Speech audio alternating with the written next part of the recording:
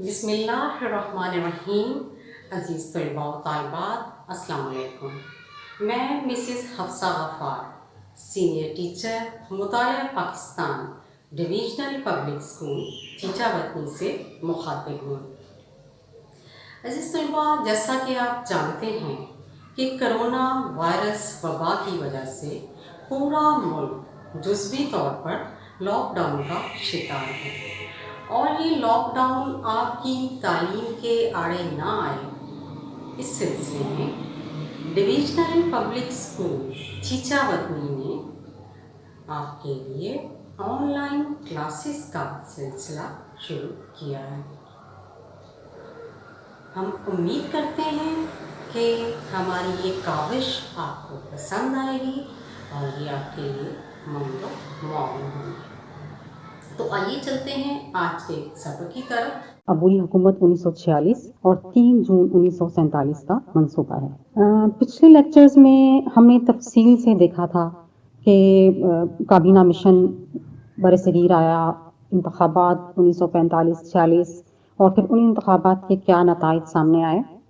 کابینہ مشن نے برصغیر میں آ کے جو تجاویز پیش کی، انہیں تجاویز میں سے ایک تجویز یہ بھی تھی کہ اگر کوئی بھی سیاسی جماعت ان تجاویز کو مکمل قبول کر لے گی تو ان کو عبوری حکومت بنانے کی دعوت دے دی جائے گی. تو عزیزان طلبہ، جیسا کہ آپ نے پچھلے لیکچرز میں سنا کہ انتخابات 1945-46 میں مسلم لیگ کو زبردست کامیابی حاصل ہوئی اور تمام مسلم سیٹوں پر پورے برصغیر میں مسلمانوں نے کامیابی حاصل کی، اور اس طرح سے مسلم لیگ کی کامیابی کا تناسب 100% تھا. تو انتخابی نتائج نے یہ بات ثابت کر دی تھی کہ مسلم لیگ ہی مسلمانوں کی نمائندہ جماعت ہے، اور دوسری سیاسی جماعتیں، کانگریس یا وہ مسلم جماعتیں جنہوں نے کانگریس کی حمایت کی تھی، ان تمام کو مسلم لیگ نے شکست دے دی تھی. اور ان انتخابی نتائج سے اب مسلم لیگ کے لیے کابینہ مشن پلان کی تجویز کے مطابق اصولی طور پر یہ مسلم لیگ کا حق تھا کہ ان کو عبوری حکومت بنانے کی دعوت دی جاتی. لیکن عزیز طلبہ، حقائق اس سے مختلف تھے، کیونکہ انگریز اور کانگریس گٹھ جوڑ تھا. انگریزوں کا جھکاؤ کانگریس کی طرف تھا، اور یہ بات واضح ہو گئی کہ جب انگریزوں نے بجائے اس کے کہ مسلم لیگ کو عبوری حکومت بنانے کی دعوت دیتے، انہوں نے پنڈت جواہر لال نہرو کو اور کانگریس کو حکومت سازی کی دعوت دی. ان تمام چیزوں کو سامنے رکھتے ہوئے، دیکھتے ہوئے، حالات کا جائزہ لیتے ہوئے مسلم لیگ کی طرف سے بڑا شدید رد عمل آیا، اور قائد اعظم نے انتہائی اس پہ بہت افسوس کا اظہار کیا، اور آپ نے احتجاجاً جو کابینہ مشن کی تجاویز آپ نے مکمل طور پر ماننے کا اعلان کیا تھا، وہ اعلان بھی واپس لے لیا. حالات اس طرح سے ہو گئے کہ برصغیر پورے میں مسلم لیگ نے اعلان کر دیا بائیکاٹ کا اور احتجاج کا، اور اسی طرح پھر یوم راس اقدام منانے کا. قائد اعظم نے تمام مسلمانوں کو، کیونکہ وعدہ خلافی انگریزوں نے کی، وائس رائے نے کی، اور جس کا قائد اعظم کو بہت دکھ تھا، اور اسی چیز کو سامنے رکھتے ہوئے قائد اعظم نے مسلم لیگ کو 16 اگست 1946 کو یوم راس اقدام منانے کا حکم دیا. حالات و واقعات کچھ اس طرح سے تھے کہ پھر کانگریس نے فوراً حکومت سازی کے لیے کوششیں تیز کر دی، سازی کا سلسلہ شروع کر دیا، اور قائد اعظم بہت دل برداشتہ تھے. اور جب حالات انگریزوں کے کنٹرول سے باہر ہوئے، جب انہیں نظر آیا کہ ہندوستان میں مسلمانوں کی طرف سے ایک اسٹرانگ رد عمل، ایک غصے کی کیفیت ہے مسلمانوں پر، تو انگریزوں نے جب یہ حالات دیکھے تو انہوں نے مسلم لیگ کو بھی عبوری حکومت میں آنے کی دعوت دے دی.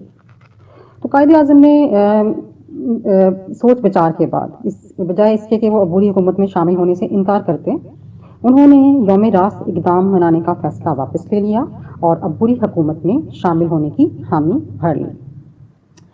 اب مناسب تو یہی تھا کہ وائس رائے مسلم لیگ کو عبوری حکومت تشکیل دینے کی دعوت دیتا، کیونکہ اس جماعت نے پورا کابینہ مشن پلان منظور کر لیا تھا. پلان میں جیسا کہ میں نے ابھی ذکر کیا ہے کہ درج تھا کہ ایک بھی بڑی جماعت اگر پورا پلان ماننے پر آمادہ ہو جائے گی تو اس کو حکومت بنانے کی دعوت دی جائے گی، جیسا کہ نہیں ہوا۔ حکومت سازی کے لیے وائسرائے نے پنڈت جواہر لال نہرو کو وزیر اعظم کا عہدہ سونپا۔ پلان کے مطابق کانگریس اور مسلم لیگ نے بالترتیب 6 اور 5 وزراء نامزد کرنے تھے۔ کانگریس نے فوری طور پر کابینہ بنانا شروع کر دی۔ پنڈت نہرو نے مسلم لیگ کو 5 ارکان نامزد کرنے کی دعوت دی۔ مسلم لیگ حکومت کی بدعہدی سے مایوس اور ناراض تو تھی۔ وائسرائے نے بھی مسلم لیگ کو عبوری حکومت میں شامل ہونے کے لیے کہا، لیکن مسلم لیگ نے اپنی ناراضگی کا اظہار کیا اور بات آگے نہیں بڑھ رہی تھی۔ مختصراً کانگریسی وزارتوں کی بھی یہاں پہ میں ذکر کروں گی کہ 1935 کے ایکٹ کے تحت جو 1937 سے 39 تک ہندوؤں کی حکومت بنی تھی، کانگریسی وزارتیں بنی تھیں، ان 2 سالوں میں مسلمانوں کا جینا دھوپر کر دیا تھا ہندوؤں نے۔ ان کے کوئی ایسا ظلم یا زیادتی نہیں تھی جو مسلمانوں کے ساتھ نہ کی گئی ہو کانگریس کی طرف سے۔ تو مسلم لیگ کی کونسل کے اجلاس میں یہی بات سوچی گئی کہ ہم نے اس تاریخ کو نہیں دہرانا کہ اگر مکمل طور پہ عبوری حکومت کانگریس بناتی ہے تو پھر وہی تاریخ دہرائی جائے گی جو کہ 1937 تا 39 مسلمانوں کے ساتھ وہ ناانصافیاں، ظلم اور زیادتیاں کی گئیں۔ پھر مزید یہ بھی نظر آ رہا تھا کہ انگریز ہندوستان چھوڑنے والے تھے۔ ایسے حالات میں، کیونکہ میں نے گزشتہ لیکچر میں بھی ذکر کیا تھا کہ جنگ کے بعد دنیا بالکل بدل گئی تھی۔ اس وقت سپر پاور امریکہ بن گیا تھا اور امریکہ کا برطانیہ کی حکومت پر پریشر تھا تاکہ برے صغیر کا فیصلہ جلد از جلد کریں۔ تو لہٰذا انگریز ہندوستان چھوڑنے والے تھے۔ ایسے حالات میں اگر کانگریس کی حکومت کی اجارہ داری ہوتی تو مسلمانوں کے لیے بہت سے مسائل کھڑے ہو جاتے۔ حکومتی زیادتیوں کے باوجود طے پایا کہ وائسرائے ہند کی دعوت قبول کر لی جائے اور مسلم لیگ عبوری حکومت میں 5 وزراء بھیج دے۔ یہاں یہ بھی ذکر کر دوں کہ عبوری حکومت کا کیا کام تھا۔ عبوری حکومت نے اس وقت تک کام کرنا تھا کہ جب تک آئندہ انتقال اقتدار نہ ہو جائے، یعنی انتقال اقتدار تک انہوں نے کام کرنا تھا۔ اب میں ان 5 مسلم لیگ کی وزراء کے نام بھی بتا دوں کہ جو وہی حکومت میں شامل تھے۔ سب سے پہلے تو لیاقت علی خان، جن کو بعد میں وزارت خزانہ کا عہدہ ملا تھا اور برصغیر کی تاریخ کے بہترین وزیر خزانہ ثابت ہوئے تھے۔ انہوں نے بہت زبردست بجٹ پیش کیا تھا جس کی وجہ سے ہندوؤں کے، کانگریسیوں کے منہ بند ہو گئے تھے۔ اس کے بعد عبدالرب نشتر ہیں، آئی چندری گڑھ، راجہ غضنفر علی خان اور جوگندر ناتھ منڈل۔ عزیز طلباء، جوگندر ناتھ منڈل کا تعلق اچھوت برادری سے تھا۔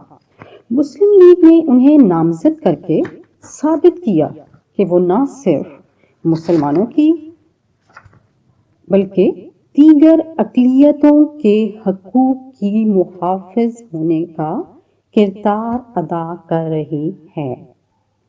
کانگریس نے ایک مسلمان ابوالکلام آزاد کو کابینہ میں شامل کر کے بظاہر یہ کہنا چاہا کہ وہ مسلمانوں کی بھی نمائندگی کرتی ہے۔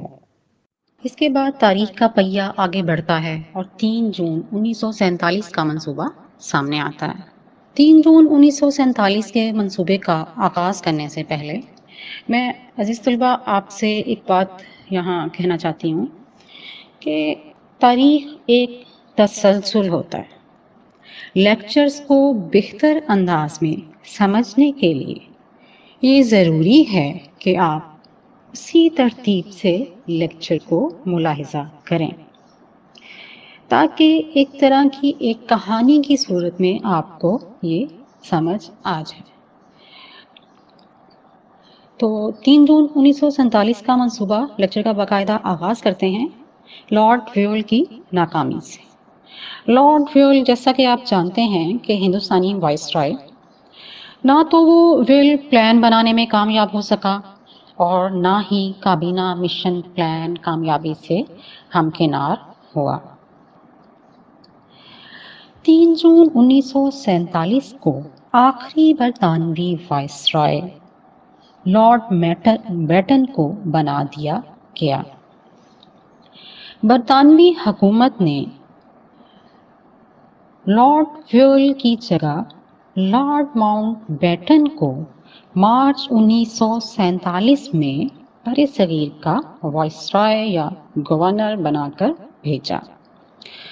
बरतानवी वजीर आज़म ने 20 फरवरी 1947 को ऐलान किया कि बड़े सगीर से बरतानवी राज जून 1948 तक ख़त्म हो जाएगा। लॉर्ड व्यूल ने अपनी जगह दोनों बड़ी सियासी जमातों को कायल करने की कोशिश की, एक नुक्ते पर राज़ी करने की कोशिश की कि किसी तरह से दोनों पार्टियां मान जाएं, लेकिन एक पार्टी एक बात करती थी और दूसरी पार्टी बिल्कुल दूसरी बात करती थी। जैसा कि आप जानते हैं, पिछले लेक्चर में मैंने अर्ज़ किया कि कायदे आज़म ने मसलहतन तो अबूरी हुकूमत में शिरकत की हामी भर ली थी, लेकिन उन्होंने आइन साज असम्बली के इजलासों का बाइकॉट करने का फैसला किया। कायदे आज़म क्योंकि पूरे प्लान पर अमल दरामद करवाना चाहते थे और इस तरह आइन साजी का अमल जारी ना हो सका और तातुल पैदा हुआ। इस सब पस मंज़र को सामने रखते हुए हुकूमत बरतानिया ने जो नई राह इख्तियार की, वो अभी आपको जिक्र किया कि लॉर्ड व्यूल की जगह लॉर्ड माउंटबेटन मार्च 1947 में वाइसरॉय बनकर आ गया। सियासी कायदीन से मुज़ाकरात। बरतानवी हुकूमत ने आखिरकार अपनी इक़्तिदार की बसात लपेटने के लिए हतमी मंसूबा बंदी शुरू कर दी। बरतानवी वजीर आज़म ने लॉर्ड माउंटबेटन को वाज़े हदायत देकर भेजा। लॉर्ड माउंटबेटन ने हिंदुस्तान के बंटवारे का फैसला कर लिया 3 जून 1947 को। इसका पस मंज़र कुछ इस तरह से है कि 1946 के इलेक्शन के बाद सरजमीन हिंद के अवाम ने जिदोजहद आज़ादी को तेज़ तर कर दिया और मामलात भी तेज़ी से बदलने लगे।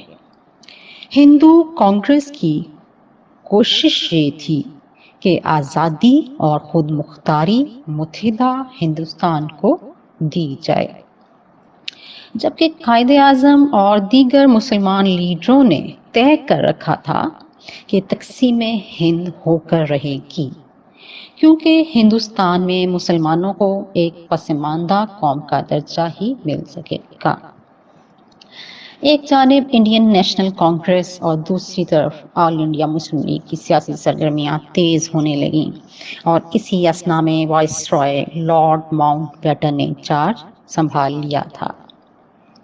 उन्होंने दोनों बड़ी सियासी पार्टियों के रहनुमाओं से मुज़ाकरात किए। उन्होंने देसी रियासतों के नवाबों और राजाओं से मुलाकातें की और मुतअद्दिद बार उन्होंने उनको तजावीज़ और मंसूबों से आगाह किया। ताहम एसाब शिकन मुज़ाकरात के नतीजे में तकसीम हिंद और आज़ादी के बारे में एक मंसूबे का खाका तैयार कर लिया गया, जिसे लॉर्ड माउंटबेटन ने 2 जून को लंदन से वापस हिंदुस्तान आकर मुस्लिम लीग और कांग्रेस के आला रहनुमाओं के सामने बहस के लिए पेश कर दिया।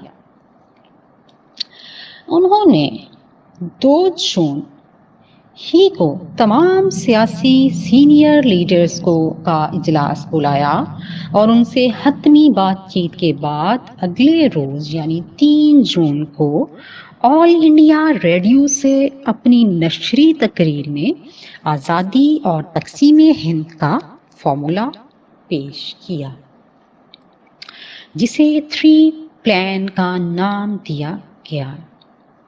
क्योंकि ये जून की 3 तारीख को ये पेश किया गया, तो इसे जून 3 प्लान का नाम दिया गया। उन्होंने कहा कि हिंदुस्तान को एक मुत्तहिदा मुमलिकत की हैसियत से आज़ादी देने का कोई फ़ायदा नहीं, लिहाजा मसले का हल दो रियासतों का क्या ही है।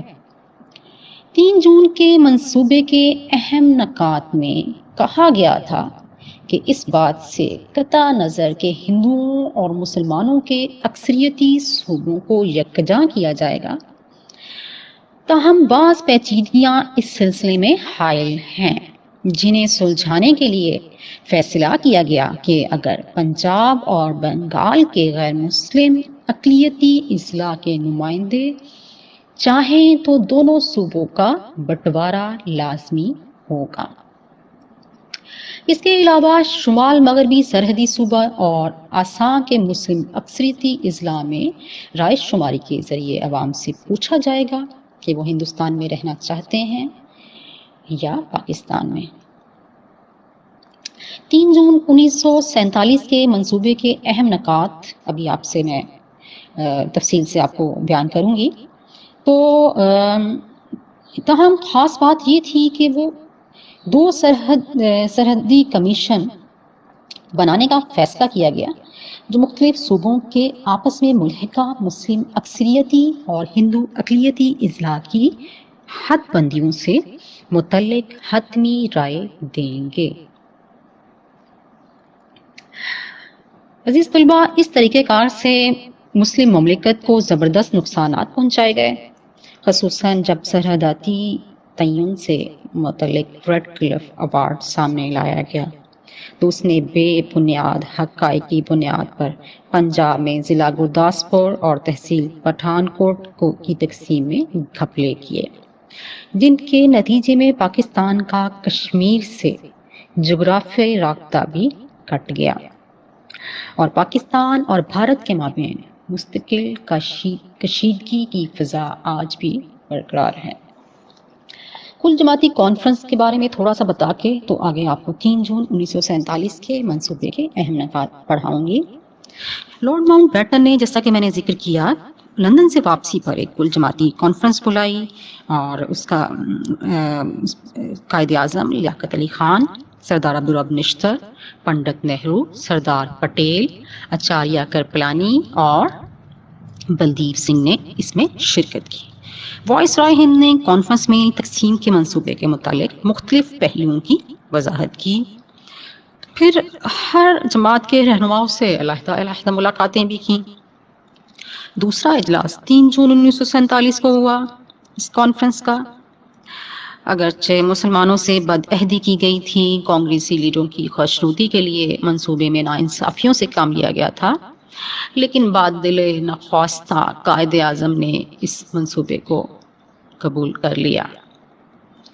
दोनों बड़ी जमातों के नुमाइंदों ने रेडियो पर तकारीर की। कायदे आज़म ने अपनी तकरीर पाकिस्तान जिंदाबाद के नारे पर ख़त्म की। यूं दी हमें आज़ादी कि दुनिया हुई हैरान, यूं दी हमें आज़ादी कि दुनिया हुई हैरान, ए कायदे आज़म तेरा एहसान है, तेरा एहसान। अजीज़ तलबा, 3 जून 1947 के मंसूबे के अहम नकात के बारे में अब आपको मैं पढ़ाने जा रही हूँ। सूबा पंजाब और सूबा बंगाल। जैसा कि बच्चों आप जानते हैं कि सूबा पंजाब और बंगाल मुस्लिम अक्सरियत, एक बहुत बड़ी आबादी का सूबा था। तो मुस्लिम अक्सरियती और गैर मुस्लिम अक्सरियती अज़ला को अलग अलग करके जो जिन इलाकों में मुसलमान अक्सरियत में थे वो पाकिस्तान का हिस्सा बना दिए गए, और जिनमें हिंदू अक्सरियत में थे या सिख अक्सरियत में थे उनको हिंदुस्तान में शामिल कर दिया गया। अगर दोनों में से एक ग्रुप ने भी तकसीम के हक़ में फ़ैसला दे दिया तो हदबंदी कमीशन मुकर्रर किया जाएगा और सरहदों का तयन करेगा। इन दोनों ने बंगाल और पंजाब की सूबाई असम्बलियों की मुस्लिम और गैर मुस्लिम अक्सरियत के अज़ला के नुमाइंदे। शुमाल मगरबी सरहदी सूबा या खैबर पख्तूनख्वा शुमाल मगरबी सरहदी सूबे के अवाम इस तस्वाबे राय से बराह रास्त फैसला करेंगे कि वो पाकिस्तान में शामिल होना चाहते हैं या हिंदुस्तान में। कबायली इलाकों के साथ सियासी मसाइल इस तस्वाबे राय के बाद बनने वाली हुकूमत खुद तय करेगी।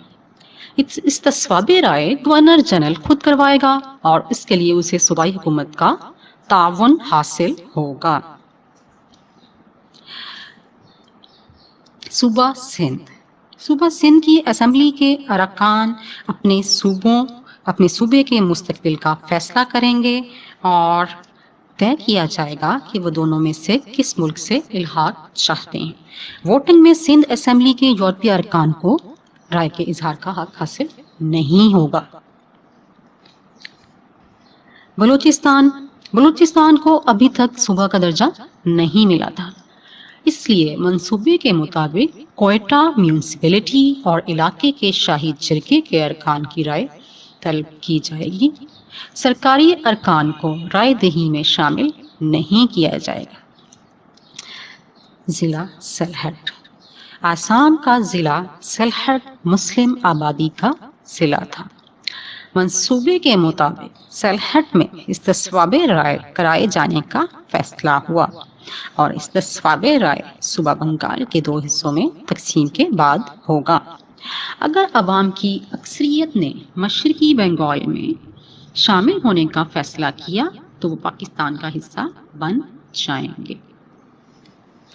غیر مسلم اکثریتی صوبے۔ سلہٹ کے علاوہ باقی پورا آسام بھارت کا حصہ بنے گا۔ اسی طرح بہار، اڑیسہ، یو پی، سی پی، بامبے اور مدراس بھارت میں شامل کیے جائیں گے۔ دیسی ریاستیں۔ عزیز طلباء، برِ صغیر میں لگ بھگ 600 دیسی یا شاہی ریاستیں موجود تھیں جن کے حکمران نواب اور راجا تھے۔ ان میں اہم ریاستیں جموں و کشمیر، کپورتھلا، بیکانیر، حیدرآباد دکن، سوات، دیر، پٹیالہ، بہاولپور اور جوناگڑھ تھیں۔ ریاستوں کو اختیار دیا گیا کہ وہ اپنے مستقبل کا فیصلہ خود کر لیں، ان دونوں میں سے جس ملک سے چاہیں الحاق کر لیں۔ لیکن یہاں یہ بات واضح کرنا چاہتی ہوں کہ ریاستوں کے پاس یہ اختیار تو تھا کہ وہ اپنے مستقبل کا فیصلہ خود کر لیں، لیکن یہ ان کے اوپر لازم تھا کہ دونوں ریاستوں میں سے کسی ایک میں شامل ہوں، یعنی ان کو آزاد حیثیت میں آزادی نہیں دی جائے گی۔ لیکچر کو آگے بڑھاتی ہوں۔ 3 جون 1947 کے منصوبے کی ابھی ہم نے تجاویز پڑھ لی، اس کے اہم نکات پڑھے ہیں۔ اب ہم اس کے منصوبے پر عمل پڑھیں گے۔ صوبہ پنجاب کی صوبائی اسمبلی کے ممبران کی اکثریت نے پاکستان کے حق میں ووٹ دیا۔ اس طرح پنجاب کو تقسیم کرنے کا فیصلہ کیا گیا۔ یہ کام ایک حد بندی کمیشن کے سپرد ہوا۔ کمیشن کا سربراہ ایک برطانوی وکیل سر ریڈ کلف کو بنایا گیا۔ 2 مسلمان جج جسٹس شاہدین اور جسٹس محمد منیر مسلمانوں کی طرف سے اور 2 غیر مسلم جج جسٹس مہر چند مہاجن، جسٹس تیجا سنگھ غیر مسلموں کی طرف سے مقرر کیے گئے۔ سر ریڈ کلف نے لارڈ ماؤنٹ بیٹن کے زیر اثر غیر منصفانہ فیصلے کیے۔ ضلع گرداسپور مسلم اکثریتی ضلع تھا، لیکن اس کی 3 تحصیلیں بھارت میں شامل کر دی گئیں۔ ضلع جلندھر، ضلع فیروز پور کے مسلم اکثریتی علاقے بھی پاکستان کے حوالے نہ کیے گئے۔ مادھوپور ہیڈ ورکس بھارت کو دے کر پاکستان سے ناانصافی کی گئی۔ صوبہ بنگال کے لیے بنائے گئے حد بندی کمیشن کا سربراہ بھی ریڈ کلف تھا۔ اس کی مدد کے لیے مسلمانوں کی جانب سے جسٹس ابو صالح محمد اکرم اور جسٹس S.A. رحمان، جبکہ غیر مسلموں کی طرف سے justice C.C. Biswas, justice B.A. Mukherjee کو لیا گیا۔ بنگال کو مسلم اور غیر مسلم اکثریتی علاقوں میں تقسیم کرتے وقت حد بندی کی گئی تو وہاں بھی پنجاب کی طرح ناانصافیوں سے کام لیا گیا اور بہت سے مسلم اکثریتی علاقے بھارت کو سونپ دیے گئے۔ کلکتہ، مرشد آباد اور ندیا کے مسلم اکثریتی اضلاع سے پاکستان کو محروم کر دیا گیا۔ بہرحال صوبہ بنگال کا مشرقی حصہ پاکستان میں شامل کرنے کا فیصلہ کیا گیا۔ شمال مغربی سرحدی صوبہ خیبر پختونخوا میں استصواب رائے کروایا گیا۔ عوام کی اکثریت نے اپنا فیصلہ پاکستان کے حق میں دیا۔ آل انڈیا مسلم لیگ کو تاریخی کامیابی ملی۔ سردار عبدالرب نشتر، خان عبدالقیوم خان، پیر مانکی شریف سمیت مسلم لیگی رہنماؤں نے صوبے بھر کا دورہ کیا اور نتائج حسب توقع نکلے۔ اس طرح شمال مغربی سرحدی صوبہ خیبر پختونخوا پاکستان کا حصہ بن گیا۔ سندھ صوبائی اسمبلی کے ممبران کی واضح اکثریت نے بھی پاکستان کے حق میں فیصلہ دیا، جس سے صوبہ سندھ پاکستان کا حصہ بن گیا۔ کوئٹہ میونسپلٹی کے ممبران اور شاہی چرگے نے اتفاق رائے سے قائد اعظم کی آواز پر لبیک کہتے ہوئے پاکستان میں شامل ہونے کا فیصلہ کر لیا۔ قاضی محمد عیسیٰ، نواب محمد خان جوگیزئی اور میر جعفر خان جمالی نے پاکستان کے حق میں زبردست مہم چلائی۔ نواب آف کلات نے پاکستان کی حمایت کی، اس طرح بلوچستان پاکستان میں شامل ہو گیا۔ ضلع سلہٹ میں استصواب رائے یعنی ریفرنڈم کروایا گیا۔ مسلم لیگ نے زبردست مہم چلائی۔ مولانا بھاشانی، چودھری فضل القادر اور عبد الصبور خان جیسے لیڈروں نے دن رات محنت کی۔ استصواب رائے میں عوام نے پاکستان کے حق میں فیصلہ دیا اور سلہٹ بھی پاکستان کا حصہ بن گیا۔ عزیز طلباء، آسام، یو پی، سی پی، مدراس، بامبے، بہار اور اڑیسہ جیسے صوبے جہاں مسلمانوں کی تعداد غیر مسلموں کے مقابلے میں کم تھی، ہندوستان میں شامل کرنے کا فیصلہ کیا گیا۔ برِ صغیر میں 635 دیسی ریاستیں تھیں جن کے حکمران نواب اور راجا تھے۔ ریاستوں میں سے بہت بڑی تعداد نے از خود دونوں ممالک میں سے کسی ایک ملک سے الحاق کر لیا۔ ریاست جموں و کشمیر، حیدرآباد دکن، ریاست جوناگڑھ، منگرول اور ریاست مناودر کا فیصلہ نہ ہو سکا۔ انڈیا نے بعد ازاں فوج کشی کر کے ان ریاستوں پر قبضہ کر لیا۔ ریاست جموں و کشمیر کے علاوہ باقی ریاستوں میں مسلمان اقلیت میں تھے، اس لیے پاکستان نے صرف مسلم اکثریتی ریاست جموں و کشمیر کے حوالے سے عوامی حقوق کا سوال اٹھایا۔ پاکستان کا موقف رہا ہے کہ ہر ریاست کے عوام کے حق خود ارادیت کا احترام ہونا چاہیے اور ان کی مرضی سے ریاست کے مستقبل کے بارے میں فیصلہ کیا جانا چاہیے۔ حکومت برطانیہ نے 18 جولائی 1947 کو برِ صغیر کو دو ممالک میں تقسیم کرنے کے لیے قانون آزادی ہند منظور کر لیا۔ یہ قانون 3 جون 1947 کے منصوبے کے پیش نظر رکھ کر تیار کیا گیا، جس کی روح سے پاکستان اور ہندوستان دو ممالک دنیا کے نقشے پر ابھرے۔ 14 اگست 1947 کو پاکستان اور 15 اگست 1947 کو ہندوستان کی آزادی کا اعلان کر دیا گیا۔ میں یہاں تھوڑا سا وضاحت کرنا چاہتی ہوں کہ پاکستان کا جو پہلا یوم آزادی تھا وہ 15 اگست کو منایا گیا۔ وہ اس طرح کہ 14 اگست کی رات 27ویں کی رمضان شریف کی رات تھی اور 14 اگست کی رات کو پاکستان آزاد ہوا تھا، لیکن بعد ازاں پھر یہ چیز کو ڈسکس کر کے اور بعد میں پاکستان کا یہی فائنل ہوا، حتمی فیصلہ ہوا کہ پاکستان کا یوم آزادی 14 اگست ہی کو منایا جائے گا۔ اور اسی طرح 15 اگست کو 1947 ہندوستان کی آزادی کا اعلان کیا گیا۔ اللہ تعالیٰ کے فضل و کرم، قائد اعظم جیسے مخلص اور بے لوث رہنما کی کوششوں سے علامہ محمد اقبال کا خواب شرمندہ تعبیر ہوا اور پاکستان بے شمار مخالفتوں کے باوجود دنیا کے نقشے پر ابھرا۔ میں اپنے آج کے اس لیکچر کا آغاز ان اشعار سے کرتی ہوں۔